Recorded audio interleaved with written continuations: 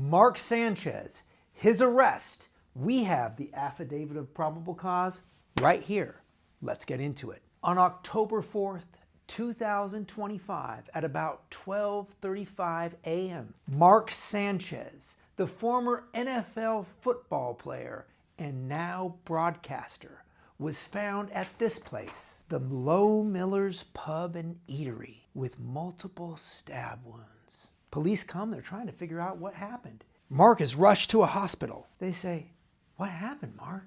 "I was grabbing for a window, and I don't know who did this, and I don't have any memory of what happened. I just don't know." So the cops start trying to figure it out. They go and they pull in surveillance. They speak with the witness. They don't name, but his name is BB.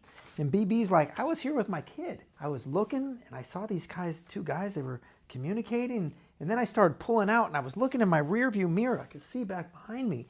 And I noticed the truck driver had like fallen onto the ground and the bigger guy was standing over him. And then I saw the bigger guy just take off running down the alley. That's all I know. And then I heard cop cars swarming and it had to have been serious." The detective's trying to figure out what happened. He's pulling surveillance. He looks at one of the surveillance and he starts to see some things. And then he tracks down PT, the victim in the case. And he interviews PT and he's like, "What happened?" PT says, "Listen, man, I was in this alleyway right here. You know, I'm backed up into the alleyway. I'm exchanging hot oil with the hotel. I get this guy, he comes up to me and he tells me, 'Hey, you can't do that here. I spoke with the manager. You got to leave.'" And I'm thinking to myself, God, this guy's well dressed. He looks legitimate, but I do this all the time. Then the guy, the well-dressed guy, tries to step into my car and my truck, and I'm like, "Hey man, you can't come in here." And the well-dressed guy's like, "I told you got to leave." And so then I reach for my cell phone. I'm going to call my manager to figure out what's going on. And he blocks me from taking my phone. And I told the guy, "Hey man, you can't be in my truck." But the guy, he kept trying to come in and then things got kind of serious and I grabbed my pepper spray and I pepper sprayed him. He was kind of nuts. He just kind of like wiped it off of his face. I got out and he pushed me to the ground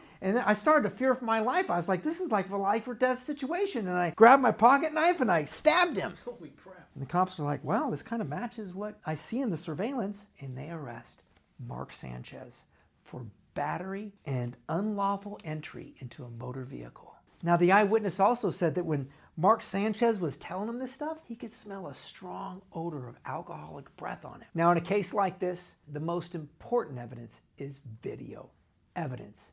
But the strange thing is what would be Mark Sanchez's motive to do something like this? He remains innocent unless proven guilty. Let's wait and see.